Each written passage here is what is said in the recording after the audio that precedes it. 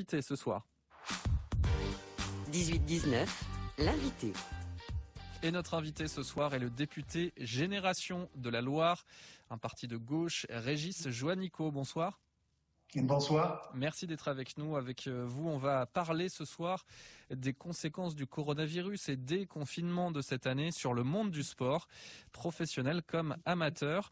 Alors depuis le week-end dernier, tout d'abord, les mineurs, les moins de 18 ans, ont pu reprendre le sport en plein air.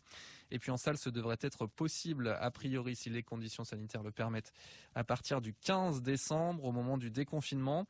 Régis Juanico, c'est important que les jeunes, que cette classe d'âge reprennent le sport? Oui, mais j'aurais souhaité que la reprise du sport se fasse aussi pour les majeurs et aussi pour le public adulte. C'est vrai qu'aujourd'hui, on le voit notamment dans notre commission d'enquête à l'Assemblée nationale, dont les travaux sont conduits par Marie-Georges Buffet en ce moment sur les effets de la Covid-19 sur la jeunesse. Nous voyons effectivement des effets physiques, des effets psychiques extrêmement importants des deux confinements, de cette période de crise sanitaire, où notamment les effets de la sédentarité sont catastrophiques pour la jeunesse, pour les adolescents en particulier. Il y avait déjà des études de l'ANSES qui montraient que, notamment en 2017, qu'il y avait aujourd'hui plus de la moitié d'une classe d'âge qui passait plus de temps sur les écrans que à faire une activité physique. Et donc, il y avait des dangers pour la santé de ces générations-là. Mais on sait que la crise sanitaire a amplifié ces effets de la sédentarité sur la santé et qu'aujourd'hui, il y a une prise de poids en particulier chez les jeunes. C'est aussi vrai dans l'ensemble de la population, mais chez les plus jeunes, une augmentation de la masse graisseuse, c'est moins d'activité physique, plus de temps devant les écrans, et puis aussi peut-être des troubles liés à une plus mauvaise alimentation. Et ces effets combinés-là sont très mauvais pour la santé de nos enfants, de nos adolescents. Et alors, donc, il était important. On parle d'une année 2020. Est-ce qu'à cet âge, finalement, si on revient, entre guillemets, à la normale dans les semaines à venir, ce ne sera pas que du passé récent, finalement? Quand on est jeune, ce poids, on peut le perdre facilement? Alors, c'est une tendance structurelle lourde qui est observée dans toutes les études scientifiques. Vous savez qu'en 40 ans, les collégiens aujourd'hui ont perdu à peu près 25% de leur capacité physique, c'est-à-dire que il y a 40 ans, dans les années 70, on courait un 600 mètres en 3 minutes en moyenne, et aujourd'hui les collégiens le courent en 4 minutes. Donc il y a véritablement cette tendance structurelle, ces effets de la sédentarité, qui fait qu'il y a aujourd'hui une classe d'âge qui est plus en surpoids, en obésité, et donc il faut absolument mobiliser des politiques publiques pour lutter contre ce phénomène-là. Alors, le premier confinement, les élèves n'étaient pas à l'école. Donc, vous savez qu'il y avait cette possibilité de dérogation au confinement qui consistait à faire 1 heure d'activité physique, possiblement, dans la journée, dans un rayon d'1 kilomètre. Je pense que ça a joué quand même comme une soupape, une bouffée d'oxygène, mais bien évidemment, moi j'aurais souhaité que pour le deuxième confinement, on tire les enseignements du premier et qu'on permette dès le début la possibilité d'avoir 3 heures de liberté et un rayon de 20 km de façon à avoir une possibilité plus large.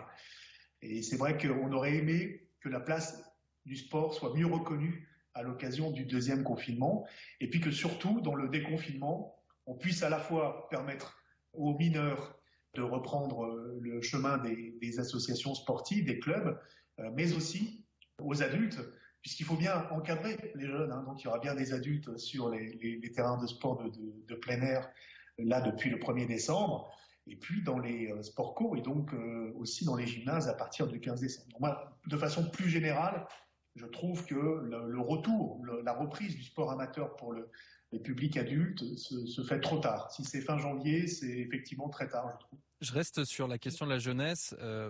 Concernant la pratique en club sportif, est-ce qu'on est en train de rater une classe d'âge? Là encore, je modère mes propos, c'est-à-dire que ce n'est qu'une année, entre guillemets, une année noire pour ces clubs, mais est-ce que vous êtes inquiet sur le fait que peut-être certains n'ont pas pris le réflexe de s'inscrire en club, tout simplement? De toute façon, la perte de licence, elle est générale, elle est de 20-25% en moyenne. Mais pour certaines disciplines sportives et certains secteurs, notamment les associations sportives scolaires, comme l'UNSS, La baisse, elle est de l'ordre de 30-40%. Donc oui, ça touche beaucoup plus encore le public des jeunes. C'est pourquoi il faut des dispositifs spécifiques, comme nous l'avions proposé avec Jean-Jacques Lozach l'an dernier, cette idée d'avoir un passe sport pour inciter notamment les familles à inscrire leurs enfants dans les clubs sportifs, donc une aide financière, un soutien à la dépense sportive quelque part.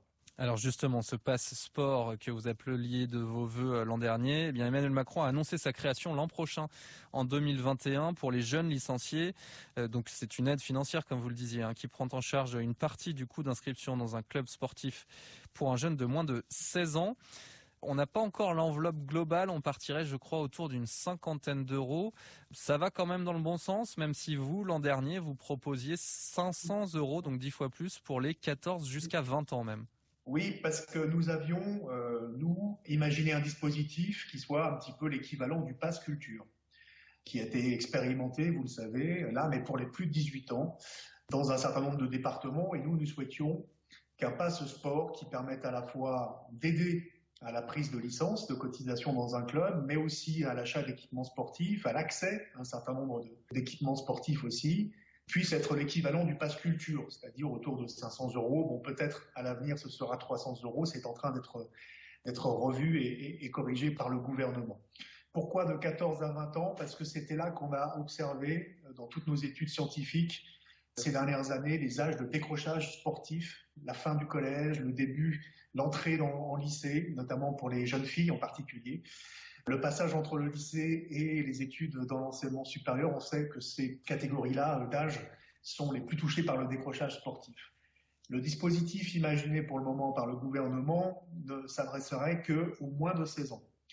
Et il serait sous condition de ressources, ce que nous n'avions pas imaginé avec Jean-Jacques Lozach, pour que nous ayons un dispositif large qui s'adresse à tout le monde.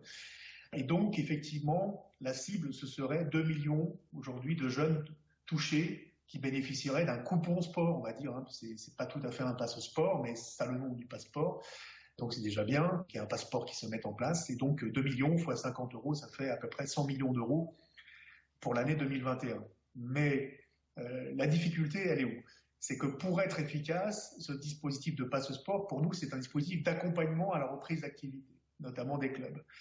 Et on espère, bien évidemment, que cette reprise d'activité, après 8 mois très chaotiques, d'interruption quasi totale des activités dans les clubs sportifs, amateurs en particulier, elle puisse se faire au premier trimestre 2021, le plus vite possible, dès janvier.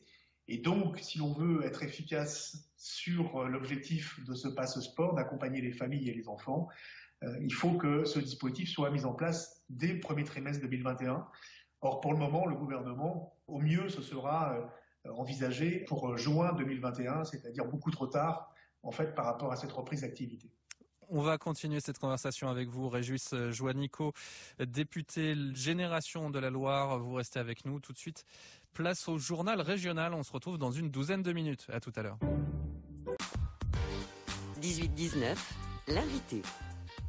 Et notre invité ce soir, c'est un député de la Loire, Régis Juanico, député Génération, le parti de Benoît Hamon, parti de gauche. Donc, alors, avec vous, on parle du sport et des conséquences de cette année 2020 particulière.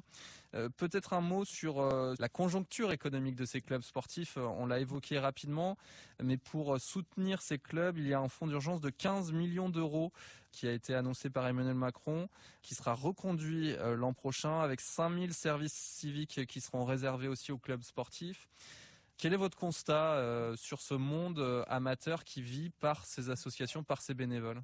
Oui, on a eu l'occasion d'évaluer en temps réel à l'Assemblée nationale, entre mars et juin, ce qu'était l'impact de la crise sanitaire sur les clubs sportifs amateurs. Et on s'est appuyé notamment sur les travaux d'une start-up stéphanoise qui s'appelle la Centrale du Sport et qui a évalué entre mars et juin la perte moyenne pour les clubs amateurs. Vous savez, le budget moyen d'un club sportif amateur, c'est 50 000 €. La perte moyenne financière à 10 000 €, c'est-à-dire entre tous les événements qui avaient été annulés dans cette période-là, les événements de convivialité type vide-grenier ou tombola, ou les événements sportifs, ainsi que la buvette de l'autre côté et tout ce qui concerne les ressources financières liées à la buvette lors de l'organisation de matchs, c'était en moyenne 10 000 €. Avec la deuxième coupure du mois de novembre, d'octobre-novembre, on sait que là, les pertes sont beaucoup plus importantes. Et donc, effectivement, avant l'été, on a alerté le gouvernement pour dire que le fonds d'urgence qui avait été décidé de 15 millions d'euros pour 2020 était nettement insuffisant. Or, c'est exactement le même fonds d'urgence et le même montant qui est reconduit pour 2021, alors qu'on sait que la situation sera encore plus critique pour un certain nombre de petits clubs, on va dire, entre guillemets, des clubs de taille moyenne, d'autant plus qu'il y a une grosse incertitude sur le volet sponsor, c'est-à-dire les partenaires des clubs sportifs amateurs. Et ça représente 10 à 15% des ressources financières des clubs. Et 50% de cette enveloppe, on le sait, ça vient des artisans, des commerçants locaux, des bars, des restaurants. Et ce sont aujourd'hui des catégories extrêmement touchées par la crise sanitaire et donc avec beaucoup d'incertitudes pour la reconduction de ces partenariats financiers. Parce que c'est vrai qu'on donc parle le fonds d'urgence des entreprises. 15 millions, ce n'est pas suffisant au niveau national. On parle souvent des entreprises, mais ces associations, c'est aussi des vecteurs de citoyenneté, des vecteurs d'engagement bénévole. C'est bien au-delà, si j'ose dire, qu'un simple travail. Oui, bien sûr. C'est aujourd'hui du lien social, de la citoyenneté, de la cohésion au niveau de nos territoires. C'est l'animation aussi de la vie de nos communes, bien évidemment, et de nos quartiers, dans les grandes villes. Donc c'est tout ça, un club sportif. Et ça, c'est en danger cette année? Oui, ce qu'on a perdu là depuis 8 mois, c'est vraiment du lien humain et du lien social. Et c'est valable pour l'ensemble de la vie associative, bon, à part avec quelques associations de solidarité en particulier qui, eux, n'ont pas eu le choix. Il fallait continuer à aider notamment les personnes les plus fragiles et les plus vulnérables. Mais l'ensemble de la vie associative est à l'arrêt, c'est sans précédent dans notre pays, dans notre histoire, depuis quasiment 8 mois. Et le risque, effectivement, c'est à la fois, au-delà de la perte de liens humains, le fait de perdre des licenciés, tout simplement. J'ai cité les chiffres tout à l'heure de 20 à 25% de pertes possibles en moyenne. C'est qu'un certain nombre de bénévoles, alors dans le monde sportif, ils sont extrêmement importants, ils sont plus de 3 millions de bénévoles, notamment les éducateurs sportifs. Ceux-là, eh bien, au bout de 8 mois, passent à autre chose et peut-être ne reprennent pas complètement le chemin aussi de leur club. Il y a cette difficulté-là. Ça peut être aussi pour des bénévoles seniors, tout simplement, la crainte aussi que les conditions sanitaires ne soient pas au rendez-vous dans quelques semaines et dans les prochains mois. Donc, il y a beaucoup de points d'interrogation. Et en face, je pense que la situation a été quand même très clairement sous-estimée. On n'a pas encore mis les moyens financiers et humains à la hauteur de ce qu'était la crise dans le secteur sportif et dans le secteur associatif. Je rappelle que aujourd'hui, toutes les mesures, sport professionnel et sport amateur confondus, c'est 400 millions d'euros aujourd'hui sur un plan de relance de 100 milliards. Voilà pour le sport amateur. J'aimerais qu'on parle un peu du sport professionnel. Emmanuel Macron, après sa réunion avec les acteurs du sport à la mi-novembre, a réitéré l'affirmation de la fermeture des stades et des enceintes sportives au public jusqu'à au moins janvier, sans plus de précision. Il a annoncé tout de même un fonds de compensation de 100 millions d'euros pour le sport professionnel. Là encore, quel est votre constat? On a parlé du tissu associatif. Là, on est sur des entreprises véritablement. Et quel est le risque selon vous? Le risque est très important aussi pour les clubs de sport professionnel. Alors je ferai la différence entre le football professionnel d'un côté, qui a ses propres problématiques actuelles, notamment sur les droits télé, avec Mediapro. Là, c'est une épée de Damoclès très importante. Il y a aujourd'hui l'ensemble des clubs aujourd'hui de football professionnel, Ligue 1 et Ligue 2, qui sont sous la menace d'une cessation de paiement d'ici fin mars et début avril. C'est ça la réalité aujourd'hui financière, du fait notamment de l'organisation des matchs à huis clos, mais aussi avec la menace des droits télé, qui correspondent aujourd'hui à 50%, 60% des ressources financières de ces clubs. Donc il va falloir aider aussi le football professionnel d'une façon ou d'une autre. Mais je dirais que la menace est surtout sur les sports collectifs. Alors le rugby, qui dépend beaucoup moins des droits télé et beaucoup plus de la billetterie et des partenariats. Là, effectivement, il y a un gros manque à gagner pour chaque match qui est organisé sans public.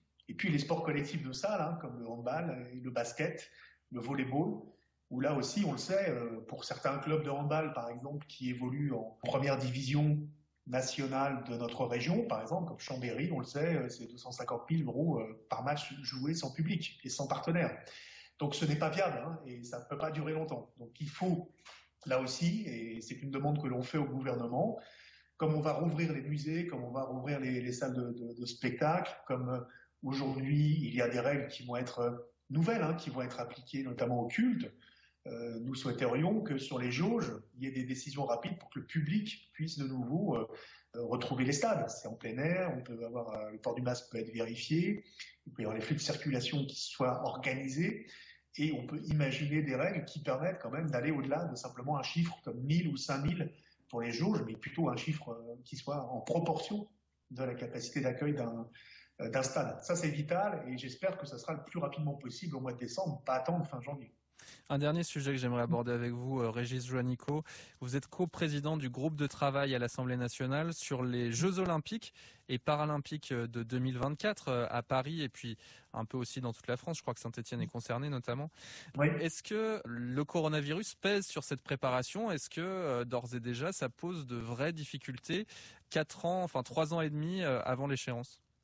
Vous le savez, hein, les Jeux de Tokyo ont été repoussés d'1 an. Hein, donc là, on a une conséquence directe de la crise sanitaire de cette année. Ils auront lieu à l'été 2021. Alors, on ne sait pas encore complètement sous quel format. Est-ce qu'il y aura du public comme habituellement ou pas? Si toutes les épreuves se tiendront. Mais bon, ces Jeux olympiques et paralympiques devraient se tenir à Tokyo. Vous savez aussi que ça a un surcoût du coût financier de 1,6 milliard, on le sait maintenant. Et donc, la crise sanitaire, bien évidemment, ça doit nous obliger à revoir le concept un petit peu de Paris 2024, aller vers plus de sobriété, encore plus de sobriété financière, écologique en particulier, environnementale, et prendre en compte aussi ce facteur de santé publique. Et donc, c'est ce que fait l'équipe du comité d'organisation en ce moment. Il y a déjà une économie de 400 millions d'euros. Et puis surtout, ce qu'on va déployer à partir de 2021, notamment chez les plus jeunes, c'est un héritage sportif et territorial, et c'est surtout ça qu'il faut construire. C'est d'ici 2024, que ce soit pour les jeunes, les moins jeunes, qu'on fasse plus pratiquer aujourd'hui l'activité physique. Hein. J'évoquais tout à l'heure les étudiants qui sont en grande difficulté en ce moment, notamment sur le plan de la santé. Et donc, il faut des programmes spécifiques, mais c'est valable aussi pour les salariés, c'est valable aussi pour les personnes plus âgées, qui sont notamment dans les établissements médico-sociaux, pour les personnes les plus éloignées de la pratique sportive. Et donc, c'est cette ambition-là sur laquelle il faut travailler. Mais en tout cas, ce seront des jeux qui, notamment en termes de sites de compétition, de transport, de gestion des déchets, auront une forte dimension environnementale, ce qui va peut-être changer véritablement en 2024 par rapport aux autres jeux. Merci beaucoup Régis Juanico d'avoir été au micro du 18-19 régional. Je rappelle que vous êtes député Génération de Saint-Étienne dans la Loire, Génération qui est donc le parti de Benoît Hamon. Merci à vous. Merci à vous.